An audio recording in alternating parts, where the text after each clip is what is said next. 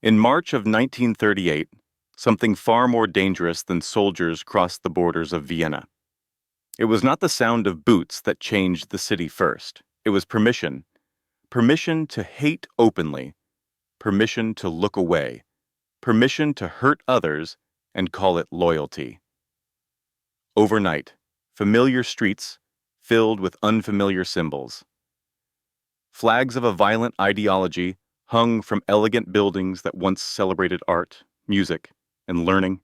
Shop windows were smashed, not by criminals, but by neighbors.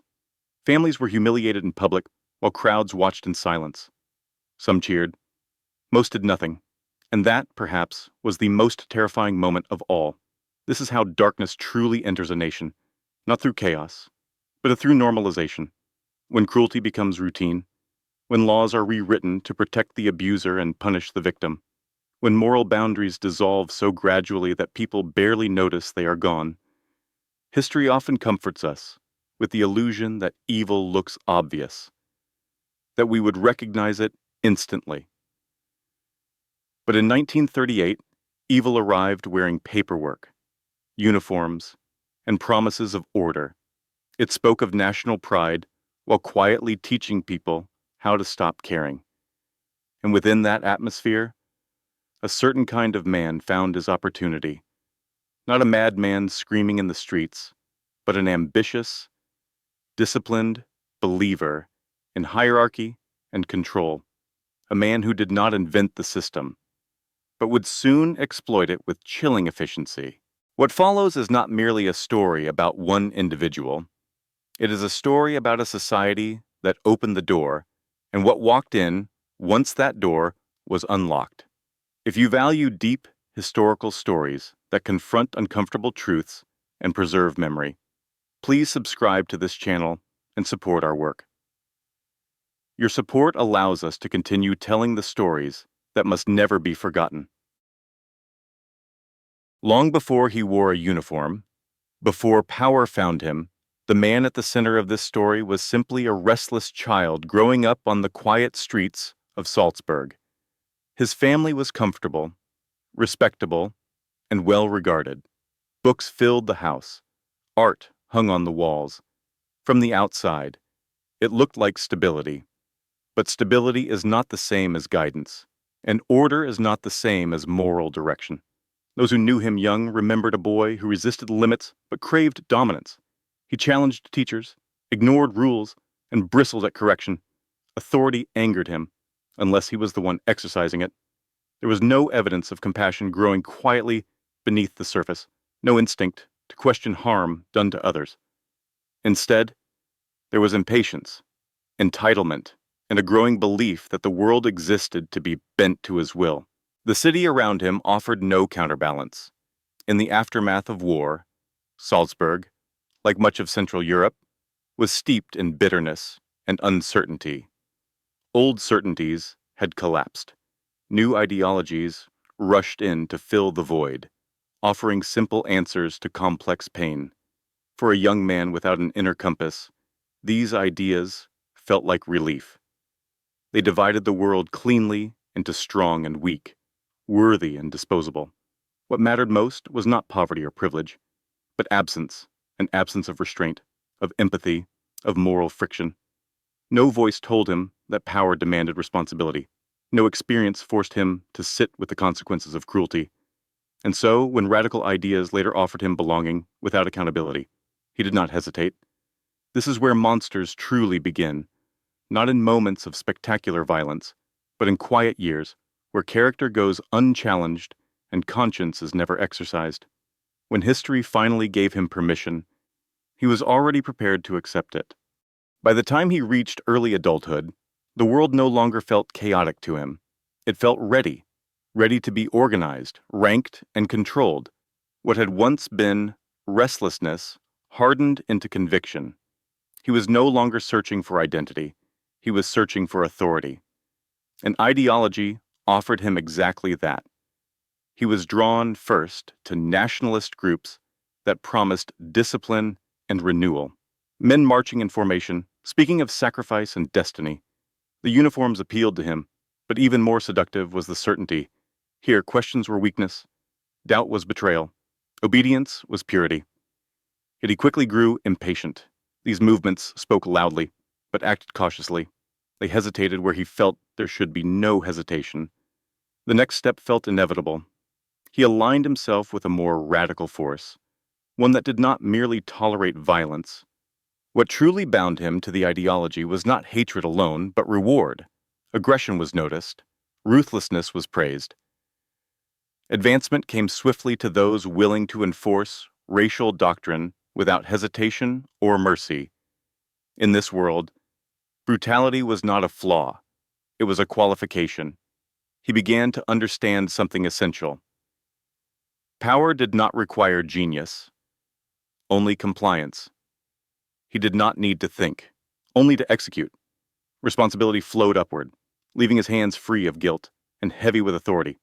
This was the seduction, not fanaticism screaming in the streets, but a system that made cruelty feel professional, even virtuous. And once a man learns that violence can elevate him, that obedience can erase accountability, turning back becomes almost impossible.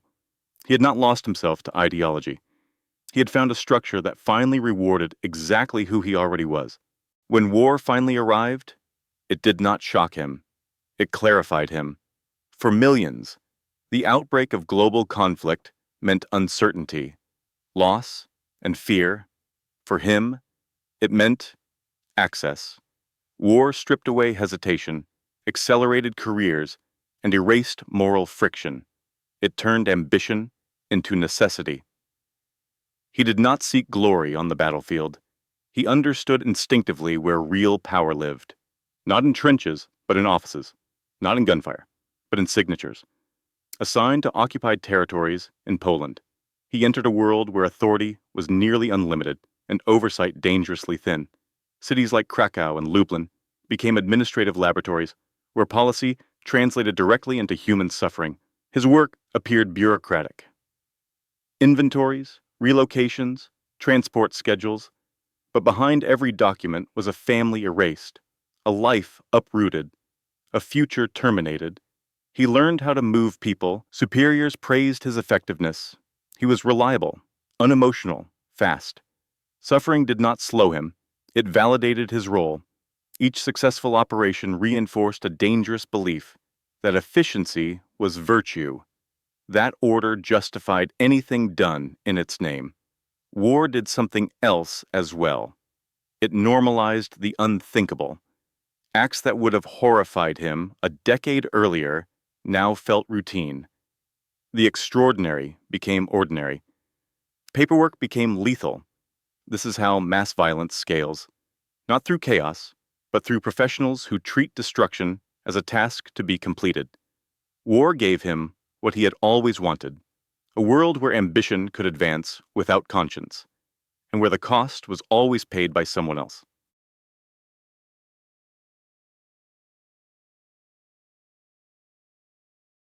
The assignment that would define him did not arrive with ceremony. It came as a directive, cold, efficient, and final.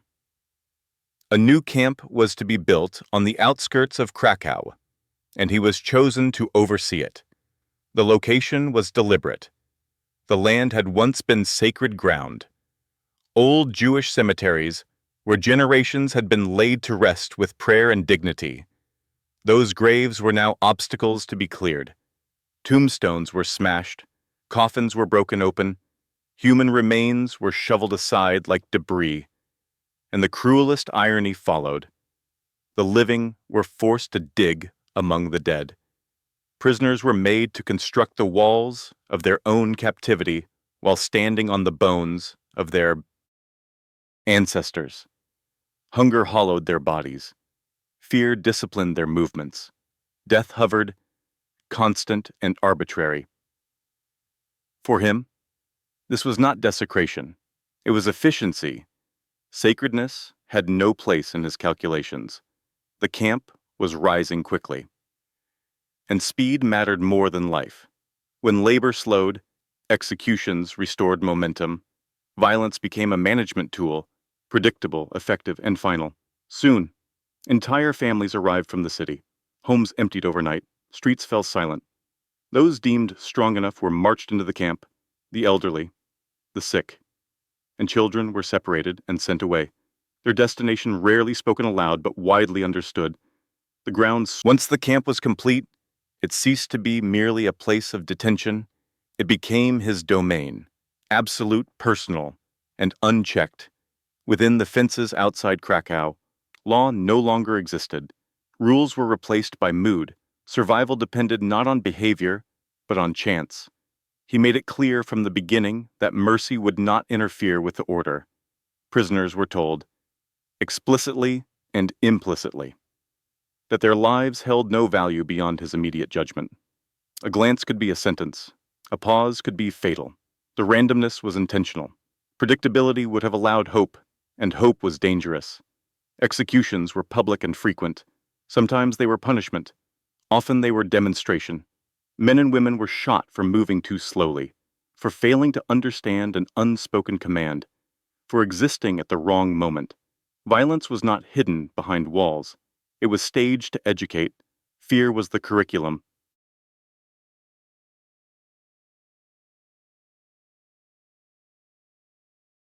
Collective punishment ensured that trust collapsed. One mistake could cost many lives. Entire work groups were forced to watch as every second or fifth person was executed, chosen not for guilt, but for proximity. The lesson was clear. Solidarity would be punished, not rewarded. Even silence was unsafe. His trained dogs tore into prisoners as guards looked on. Beatings became routine. Children were not spared. Women were not spared. Weakness itself was treated as a crime. Yet what made this reign of terror most effective was its ordinariness. Killing became part of the daily rhythm, as expected as roll call or labor assignments. Death lost its shock. That was the goal. This was not chaos. It was control refined to its cruelest form. Beyond the barbed wire, another world existed, one that revealed the full collapse of his inner life. While prisoners starved and died within sight of his command post, he lived in indulgence. Music drifted through open windows. Alcohol flowed freely. Laughter echoed at night, carried by the same air that held the stench of death from the camp below. The contrast was not accidental. It was the point. Power had stripped away every remaining boundary. What began as ideological cruelty had metastasized into personal sadism. Violence was no longer only a tool of control. It became a source of stimulation. The suffering of others ceased to register as human pain and instead became background noise to his own desires. Those under his authority were reduced to objects, bodies to be used, discarded, humiliated. What makes this stage of his story especially disturbing is its normalcy within the system. There were whispers, rumors, testimonies quietly shared among those with no power to intervene. Yet nothing stopped him. His behavior was not an aberration in a broken system. It was tolerated as long as it did not disrupt efficiency or hierarchy. Moral collapse does not arrive suddenly. It erodes, layer by layer, until cruelty feels deserved and restraint feels unnecessary. In his world, the absence of consequences became permission. The absence of resistance became confirmation. This was not madness in the cinematic sense. It was something colder and more frightening. A man fully aware of his actions, fully protected by power, and entirely untroubled by conscience. The uniform did not create this depravity. It revealed it, and gave it room to grow unchecked. For years, nothing touched him, not complaints, not whispers, not the growing pile of corpses tied to his authority. Violence had been his currency, and the system had paid him well for it. What finally disrupted his sense of invincibility was not compassion, nor outrage over murder. It was money, ownership, control. He had taken too much, and too openly. Jewelry, cash, art, furniture stripped from families who no longer existed. In his mind, these spoils were earned. Power, after all, entitled him to rewards. But within the rigid hierarchy he served, even predators were expected to follow rules. Property taken from victims was meant to flow upward, not into private hands. Resentment grew among his peers, not because they objected to the killings, But his arrest came without drama. No victims were named, no children remembered. The charges spoke only of theft and misconduct, of rules broken within the organization itself. For a brief moment, it seemed possible that he might face consequences. But even this hope was an illusion. By then, the war was unraveling. Front lines collapsed, authority fractured, priorities shifted from discipline to survival. His case stalled, then faded. Doctors declared him unfit. Responsibility dissolved into paperwork. Once again, the system protected its own. There is something deeply revealing in this moment. Evil did not reject him because he was cruel. It rejected him because he was inconvenient. The machinery he had served so faithfully did not awaken to morality. It simply ran out of time. And so, the man who had destroyed thousands slipped once more through the cracks, carried forward not by justice, but by the chaos of a collapsing world. For a brief time after the war, he believed history might forget him. Disguised in an ordinary military uniform, stripped of the symbols that once commanded fear, he blended into the endless columns of defeated men moving through southern Germany. When American forces captured him near Munich, he denied everything that had once defined him. No rank, no authority, just another prisoner, hoping anonymity would become absolution. But memory has a way of surviving when systems collapse. Former prisoners, scattered across Europe and beyond, learned of his detention. They recognized the name, the face, the posture. Men and women who had endured years of terror refused to let silence win again. They came forward. They identified him. They forced history to slow down and look directly at what had been done. Extradited to Poland, he was brought before a tribunal in Krakow. The courtroom became a place where power finally reversed direction. Survivors spoke not with rage, but with precision. They described daily shootings, random executions, children murdered without hesitation. Each testimony carried a weight no uniform could shield against. He listened without visible emotion. He denied responsibility. He claimed obedience. At moments, he mocked those who spoke, as if cruelty were still a performance and he remained in control. But the court did not accept the logic that had once protected him. Orders were not a defense. Authority was not innocence.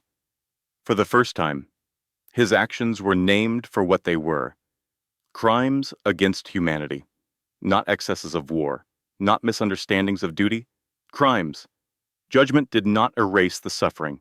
It could not restore the dead, but it did something essential. It affirmed that even when justice arrives late, it still matters.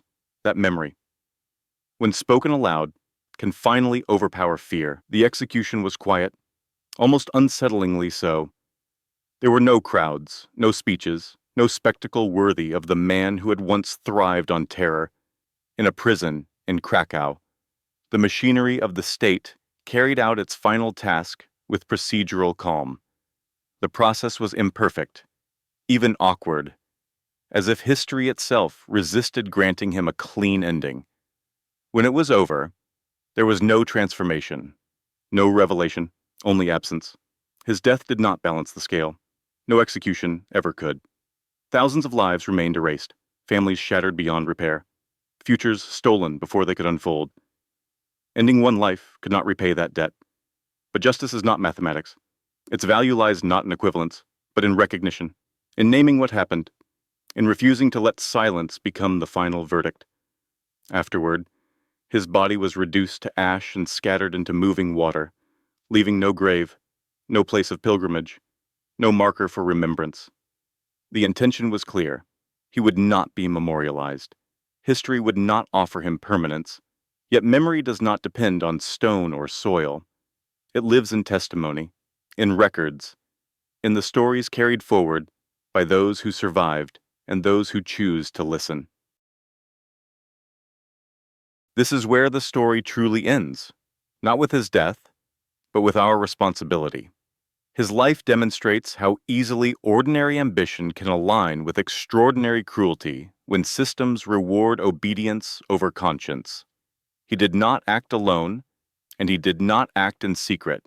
He acted within a framework that encouraged him, protected him, and only abandoned him when it became inconvenient.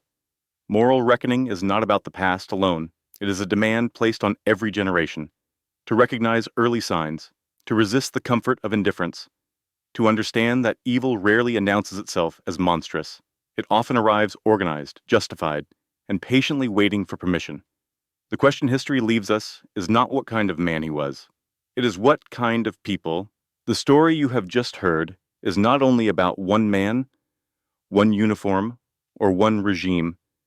It is the story of how ordinary ambition, when stripped of conscience and rewarded by power, can become catastrophic. This man did not begin as a monster. He was shaped over time by a society that normalized hatred, by institutions that replaced morality with obedience, and by a system that rewarded efficiency over humanity. Step by step, choice by choice. He learned that cruelty carried no cost, and that silence from others was a form of approval.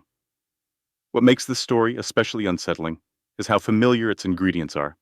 There was no moment of madness, no single breaking point.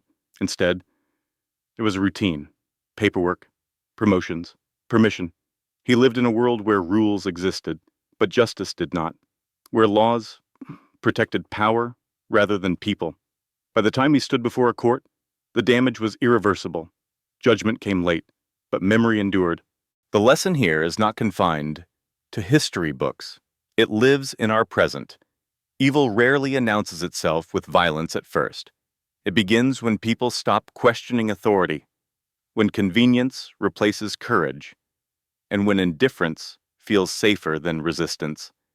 We may never face choices as extreme, but we face smaller versions every day, whether to speak up, whether to challenge dehumanizing language, whether to protect dignity when it is unpopular to do so.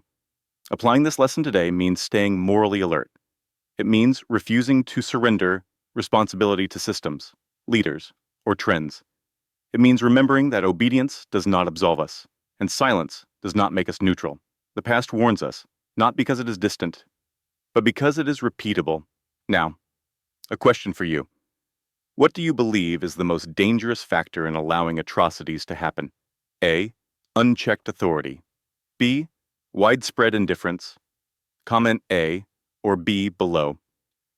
And more importantly, what is your perspective on this story? What lessons stand out to you? And how do you think they apply to the world today?